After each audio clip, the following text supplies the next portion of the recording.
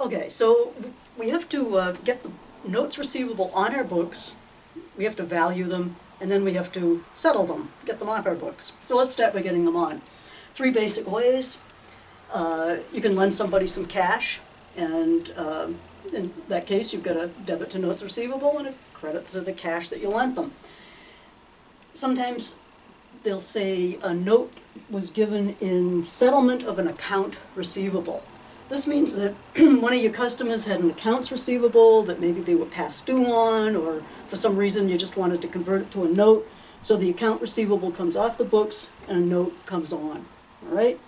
And then in a lot of businesses, especially where you're dealing with big ticket items, you know, boats, stuff like that, notes receivable are the typical way of, you know, recognizing your sales revenue.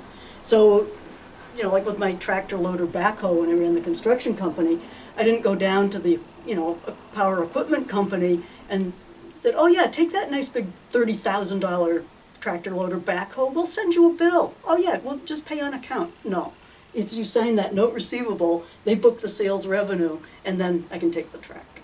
Okay, so that's getting the three different ways of getting the notes onto your books. They're going to be recorded at their face value. When you're doing notes receivable in any of these cases, the interest is a totally separate item. Okay, your interest revenue is going to be accounted for separately. Valuing, we really don't get too much into, but their notes receivable are valued about the same as your accounts receivable. I'll leave you to just look at the notes on that. But settling notes receivable. Okay, so here we get into a couple of things that can happen. And settling them means that they're coming off the books.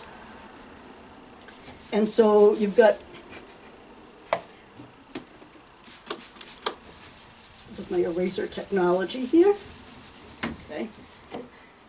So there's three different things that can happen.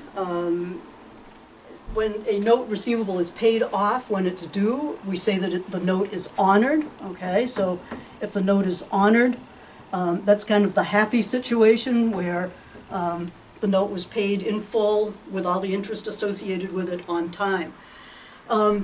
Then you get the situation where the note is dishonored. And that means it was not paid on time in full for whatever reason. And once a note passes its due date, it's no longer a valid, you know, legal instrument.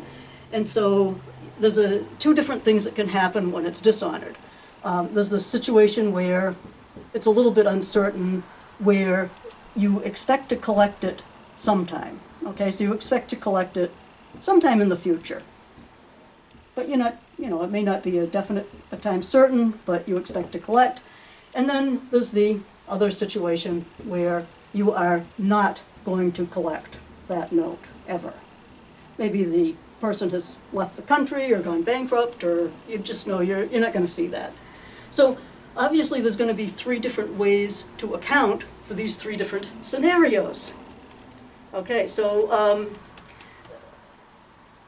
let's see, we'll just, I think the best way to do this would be, is I'll work through an example of a note being honored, and then, you know, the different things that can happen when a note is dishonored. Okay.